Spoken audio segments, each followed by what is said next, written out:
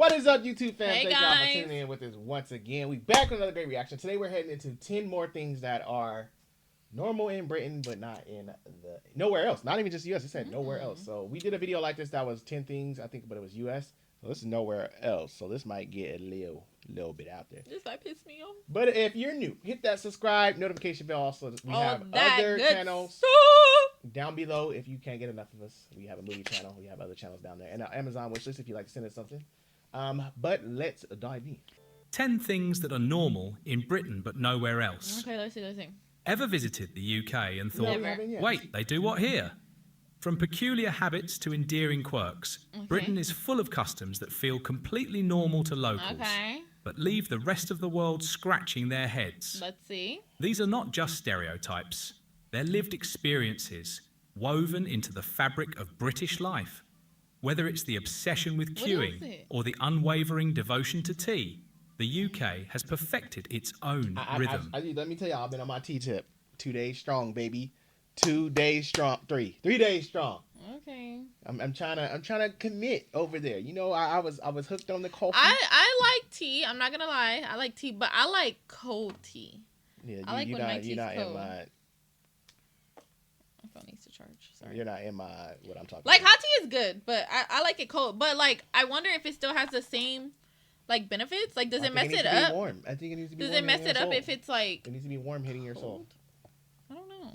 In this video, we're diving into 10 things that are normal in Britain but nowhere else. Some hilarious, some practical, and all incredibly British. Okay, come on. 10. Washing machines in the kitchen. What? In Britain, it's completely normal to find the washing machine tucked under the kitchen counter, right next to the fridge or oven. For people from countries like... I wouldn't say it was that close. I would say like it's in like... I feel like a lot of houses, like even in old school, I feel like it was always like growing up, it was always like there's your kitchen and there's like a little tiny wall where you can walk and it's like right there. But it was never by like the fridge. Ours right now, in our home now, it's in our kitchen, but it's in like a closet or a pantry looking thing. Yeah, like see my grandma's, hers was like it's her kitchen and there's like a little doorway like if you're going to the backyard, but there's like two, you can put your washer machine. Yeah. But your grandma's is like that too. And then I feel like a lot of apartments you have it in by the kitchen. So that's not, it's not weird. It's not abnormal. Like the US or Australia, where laundry rooms or utility closets are the norm, this can feel baffling. Why mix cooking and laundry? The answer lies in Britain's architecture. Many British homes, especially those built before the 1980s, weren't designed with space for laundry appliances. Kitchens, being the most plumbed and powered room in the house, were the logical spot. It's not ideal, especially when you're making dinner and the spin cycle kicks off. But in the UK, it's just part of the landscape. Some newer builds include separate utility rooms, but even today, washing machines in the kitchen remain one of Britain's most puzzling normalities. 9. Obsession with queuing. Ah, the great British queue. There's perhaps no better symbol of British orderliness and quiet discipline than the queue. Whether it's for a bus, a sandwich, a cash point, or even outside the pub, Brits will form a line with military precision. And here's the kicker. It's not just expected, it's respected. Jumping the queue. I like that. Social suicide. Queue etiquette in the UK is sacred. It reminded me of freaking Carl when he was cutting the line. He was kidding. Oh, yeah, when they got pissed off? Yeah. They was trying to kill him. But that's smart. I mean, it teaches patience and waiting and respect and because some people don't know what we've been to so many places where like it's a line for something or something and you got people over here like where's the line and then like it's right here but then you got people like they used to be migrating. Don't try to create your own line. Don't do it. Don't do it. We've been waiting here 30 minutes. Get back. And violating it can earn you eye rolls, passive aggressive muttering, or a firm "Excuse me, there's a queue, you know." Other cultures might push or hover, but in Britain, there's a deep cultural pride in queuing properly. It reflects a sense of... Probably kids, when they were in elementary school, like standing in line and stuff was probably such a difference compared to ours. Fairness, patience, and stoic camaraderie.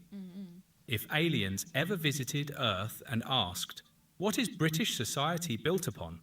Just show them a queue outside Greg's on a rainy afternoon. 8. Saying, you all right? as a greeting. Well, it's like, how One are of you? the first linguistic curveballs you'll encounter in You the alright? UK is the classic, you all right? Or its regional cousin, I like you all that. right? I'm gonna start using To that. the You all right? uninitiated, it sounds like How you someone's at? genuinely Just like, asking okay. if you're okay.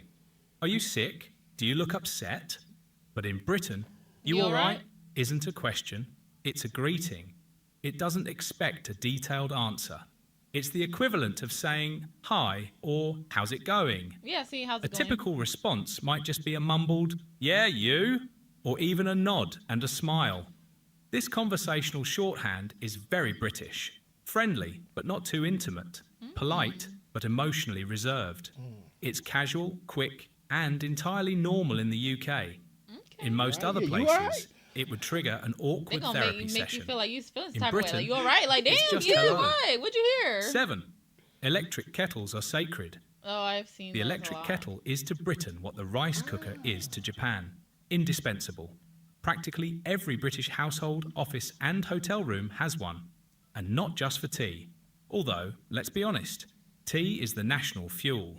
Unlike in the US, where boiling water might happen in a pan or the microwave. No, we got a thing Yes, now. really. Our water thing is hot. The UK relies on fast, powerful electric kettles that bring water to a boil in under a minute. Under a Making minute? tea, instant coffee, pot noodles, or even sterilising baby bottles. Kettles do it all. So central is this appliance that British expats abroad often cite its absence as a major hardship. You can take the Brit out of Britain, but you can't take the kettle out of the Brit. Really? 6. The Sunday roast tradition. The Sunday roast is a weekly ritual that defines British home life. It's not just a meal, it's an event. Picture this. Roasted meat, beef, chicken or lamb, crispy roast potatoes, vegetables, stuffing, Yorkshire puddings, and lashings of I'm not gravy. mad at that. I I'm like not. that. I like Add that. family, maybe a pint, Like a Sunday dinner. and Yeah. you've got the quintessential British Sunday. Ooh, that looks good. This tradition dates back centuries and still holds strong in modern households and pubs alike. Families gather for a slow, hearty meal that signals the end of the weekend and the start. I'm so stupid because my mind said one thing and I was gonna say another one. I was gonna say Birkenstocks, but I meant Brussels sprouts. I'm glad you didn't say it out loud. I don't know why I thought Birkenstock. I'm like, what the hell am I thinking about? I was gonna say Brussels Brussels sprouts, sprouts? but in my head, when I was gonna say it in my head, I'm like, Birkenstock? I'm like, what? I don't know. of a new week. While other countries might brunch or grill, Brits roast. The Sunday roast is a warm embrace, a comfort meal that remains uniquely you need to make British some in roast. spirit, Roast is so taste, good. and timing. 5. Bonfire night, We heard Guy about this Fawkes one? Yeah, night. we heard. Every year, Just on burning November stuff up? 5th, Guy- the skies across Britain erupt in fireworks and bonfires to commemorate Guy Fawkes We night. can't even burn nothing The here. story dates back to 1605 when Guy Fawkes with me, tried without and permission. failed to blow up the Houses of Parliament. The tradition So they laughing at started him with every year. burning effigies of Fawkes and has evolved into a national celebration. That's what they doing.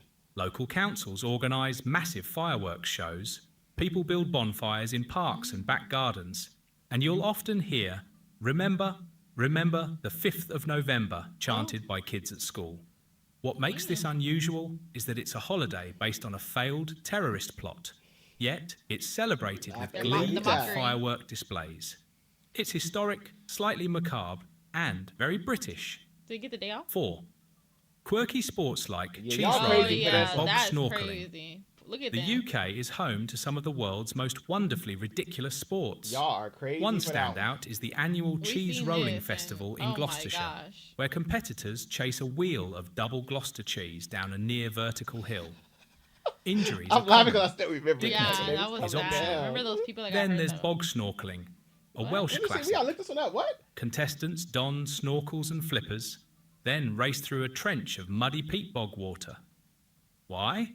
Because it's fun, We apparently. gotta look that one up. While know most about- countries have their odd traditions, didn't hear about this few one. have formalised them Come into on, such UKers, large Britain. annual spectacles. He got These the cheese. eccentric events highlight a national sense of humour, resilience, and a love of organised chaos.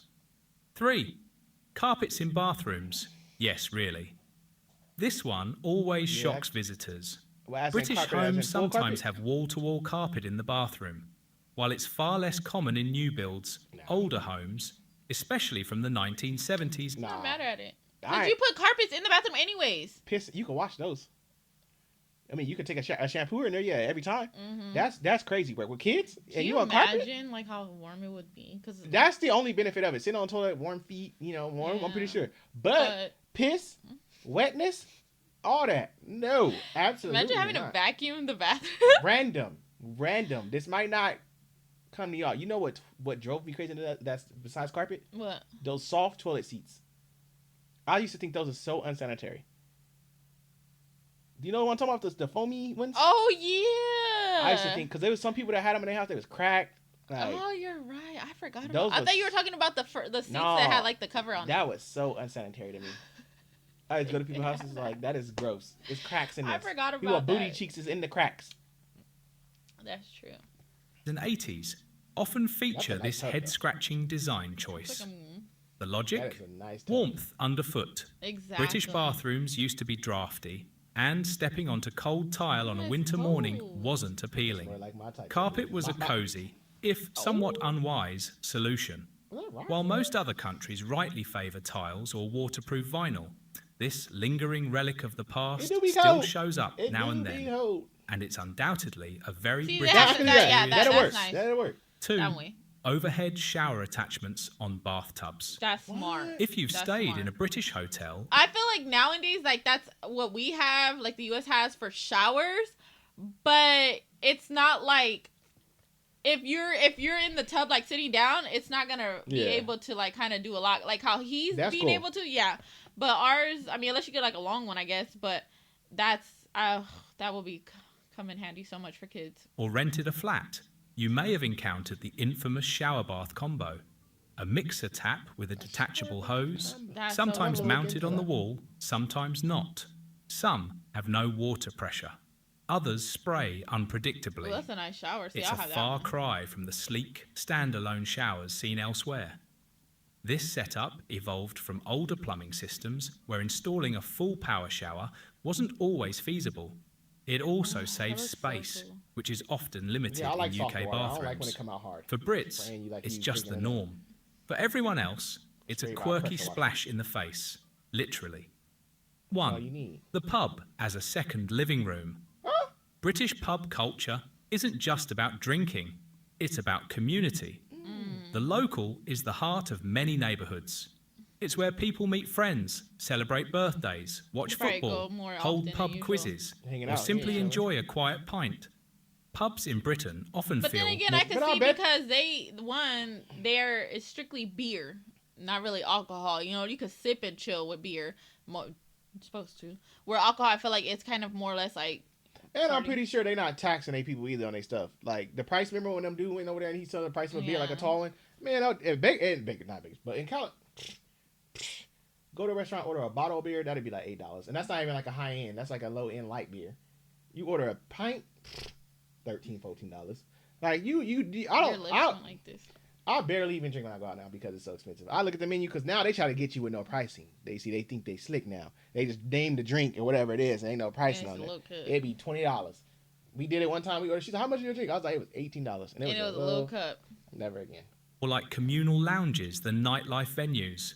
Families come for Sunday lunch. Dogs nap under tables. Regulars are greeted by name. Oh. And unlike bars love elsewhere, many pubs open in the daytime Ooh, and look serve at her. food alongside ale and banter. That is Oh, that's nice. cool. The atmosphere is distinct. Low ceilings, wooden beams, beer on tap, and friendly chatter. It's cosy.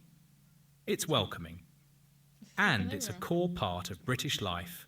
From odd bathrooms to unshakable tea habits, these 10 quirks reveal how Britain does things its own way. They may confuse outsiders, but for Brits, they're a badge of cultural pride. Whether charming or confusing, these habits make Britain, well, Britain. And honestly, would we want it any other way? We appreciate Totally y'all not. dropping this video. Yeah, that was cool. That was cool. Good I feel like information. I love the tub one. I think that's like really cool. But like I said, we put that hose or that shower head type vibe thing on our shower head at the top, so it could only come down so far. I feel like videos like this, like as an American and now watching it, I feel like Americans who want to go to the UK or Britain need to like watch stuff like this, because I get it. We want to experience y'all culture in y'all life, but it's one thing to educate yourself before going, so you're not, you know, acting weird or talking mess. You know, because you're not used to the culture. You know, so I think this is good information. Like Carl going anywhere else, like it's not like the U.S. everywhere. Yeah, you gotta appreciate other people. For the idiot abroad, my bad. Yeah, we are watching that on our other channel. If you wonder where she's quoting that from, but I feel like it's good because when you go over there, you're like, okay, I learned about this, so this is their culture. Let me respect it and what they do. Not be like, oh, yeah, well, you know. So I just think it's just great to have videos like this. But this video gave us more education on Britain, and it's good to know. You know, certain things we have in similarities, some things we don't. But I feel like a lot of it was kind of similar. I just feel like some stuff is just more or less like old school. Which is our bars and pubs we have some nice bars that are like the ones you guys have, but everything's so far. It's far from us. Everything is so far, or it's like close to everything else, and then like the rowdy crowd. Like I feel like from just like learning from what we learned from the UK, I feel like y'all have a lot of separate with the younger crowd and the older crowd. And I know you say the younger crowd can go drink with you guys as long as they're with the adult, but I see you guys have a handle on keeping it modest. With us, you don't want to mix in the young crowd in the US. They get a little rowdy, so. You kind of want to be in your age category. You know, but this was definitely a good great video. Thank y'all for tuning in with us once again. See y'all on the next one.